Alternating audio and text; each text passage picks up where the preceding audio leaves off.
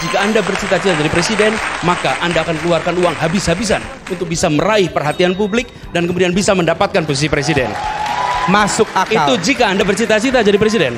Tapi jika Anda punya misi, maka Anda akan tulis gagasan. Anda akan tulis gagasan, Anda akan buat langkah-langkah untuk apa? Untuk republik ini. Karena itu caranya untuk bisa terbebas dari tekanan-tekanan seperti itu adalah dengan memperbanyak dukungan relawan-relawan yang bekerja tidak berdasarkan bayaran rupiah, tapi berdasarkan kepercayaan. Ini pertanyaan tentang cita-cita. Kalau ditanya cita-cita pribadi, alhamdulillah cita-cita saya sudah tercapai, alhamdulillah sudah cukup. Apa yang saya katakan cita-cita pribadi? Saya dari zaman kuliah dulu saya selalu ditanya apa yang cita-cita. Saya bilang kalau ditanya cita-cita jabatan, posisi, saya nggak bisa jawab. Tapi saya punya 3 kriteria yang saya berharap itu bisa tercapai. Kalau kita bekerja, posisi nomor 1, kegiatan apapun yang saya lakukan harus secara intelektual memungkinkan tumbuh, intellectually growing. Yang kedua, secara ekonomi baik. Yang ketiga, secara lingkungan sosial memberikan manfaat atau bisa memberikan manfaat. Dan alhamdulillah saya selalu bercita-cita jadi dosen, pengajar, karena menurut saya dosen itu bisa mendapatkan 3 itu bersamaan. Dan sekarang alhamdulillah dosen sudah, kepala sekolahnya universitas sudah tercapai. Cita-cita, kalau cita-cita sebagai orang negara belum. Saya dari kecil tumbuh besar dalam suasana lihat Indonesia kita, dan rasanya cita-cita itu baru bisa tercapai jika yang disebut sebagai janji kemerdekaan terbayar lunas untuk setiap orang Indonesia. Dan itu adalah perasaan cita-cita kita semua.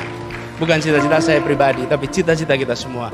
Dan cita-cita saya sebagai warga negara Indonesia. Jadi itu yang ingin dilunasi sama-sama. Saya bedakan antara cita-cita dan misi. Cita-cita itu sesuatu yang ingin diraih, sesuatu yang ingin dicapai. Jadi seperti tadi, saya ingin meraih apa? Meraih apapun yang saya kerjakan 3 kriteria. Tapi kalau menjadi pemegang otoritas di republik ini, itu persoalan misi, bukan persoalan cita-cita. Jika Anda bercita-cita jadi presiden, maka Anda akan keluarkan uang habis-habisan untuk bisa meraih perhatian publik dan kemudian bisa mendapatkan posisi presiden.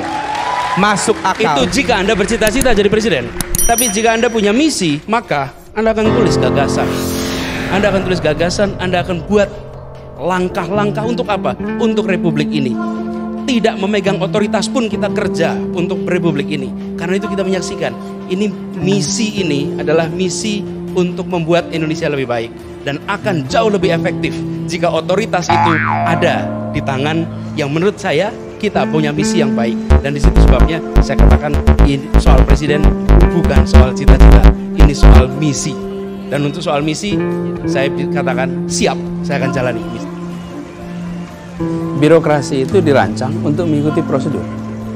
Kenapa dia harus mengikuti prosedur? Supaya tidak diskriminatif. Kalau tidak ada prosedur bisa diskriminatif. Orang yang dia kenal dapat perlakuan lebih baik daripada yang tidak dikenal. Karena itu mengikuti prosedur. Efeknya yang disebut birokratis itu adalah pokoknya ikut aturan terus.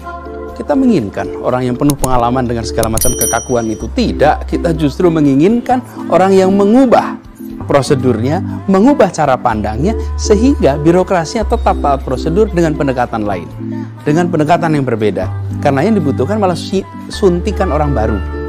Orang baru yang akan mengajak birokrasi melihat dari perspektif yang berbeda. Birokrasi di Indonesia adalah institusi yang kita warisi sejak zaman Belanda. Dan birokrasi itu orientasinya bukan melayani rakyat, tapi melayani penguasa. Ini adalah sistem birokrasi yang kita warisi. Kita harus ubah. Kalau mau melayani rakyat, mindsetnya adalah mindset bagaimana publik terpuaskan dengan pelayanan. Bukan bagaimana atasan atau penguasa terpuaskan dengan birokrasi. Jadi justru saya hadir untuk membawa kebaruan. Kalau pengetahuan birokrasinya, saya belajar tentang birokrasi, saya belajar public policy. Justru itu wilayah yang selama ini menjadi bagian saya. Bahkan saya menjadi National Advisor, penasihat nasional untuk desentralisasi dan otonomi daerah yang urusannya juga dengan urusan birokrasi di seluruh Indonesia. Tapi tidak berada di dalam birokrasi. Dan itu artinya justru bisa bawa perspektif baru. Lihat, tempat-tempat yang banyak perubahan, selalu didatangkan suntikan orang baru untuk mengubah. Saya berencana bersama orang-orang lain yang kompeten untuk mendorong perubahan di birokrasi kita. Misalnya beri contoh nih. Satu ketika tanya, ini kenapa wilayah ini belum dibangun? Pak, masih menunggu aturannya Pak, belum keluar aturannya, jadi kita belum bisa bekerja, menunggu aturannya. Kalau saya justru untung belum ada aturan. Coba udah ada aturan, kalian nggak bisa memiliki kebebasan untuk membangun. Jadi solusinya itu adalah saya mengikuti aturan, itu birokratis tuh. Tapi kalau yang luar bukan. Tujuan kita misalnya pinggir sungai gitu, mengubah pinggir sungai, belum ada aturannya. Untung belum ada aturannya. Jadi kita bikin terobosan untuk rakyat bagaimana bisa dibangun perumahan di sekitar sungai, daerah aliran sungai misalnya. Nah ini perspektifnya. Yang satu mau ikut aturan, yang satu mau menyelesaikan masalah. Nah, yang menyelesaikan masalah buat aturan. Di Indonesia itu atau di dunia ini yang nggak bisa diubah dia dua: kitab suci dan dilarang merokok di pompa bensin. Yang lainnya bisa diubah, termasuk aturan birokrasi. Bila ditekan pengusaha, ya tekan balik. Tekan balik. Kok? Jadi menurut saya nggak usah repot-repot. Kalau Anda ditekan, katakan saja Anda mau nekan sama pemerintah. Saya bisa tekan balik ya. Menurut saya kita yang menjadi pemerintah ini jangan disandra dengan pandangan bahwa termasuk disandra oleh siapapun.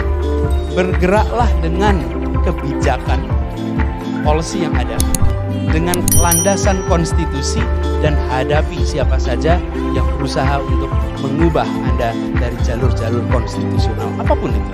Jadi termasuk pada usaha. Mungkin ada maksud begini, sudah membantu, sudah mendukung dan lain-lain ya. Nanti kemudian sesudah itu dimintai balik.